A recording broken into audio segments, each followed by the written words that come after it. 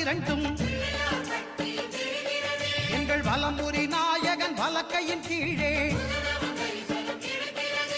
ஞான தேவியின் கணவன் புதனாம் ஞானம் நமக்கு கை கூடும் எங்கள் கற்பகத்தானின் வலக்கை காண வாக்கு வன்மையும் கை சேரும்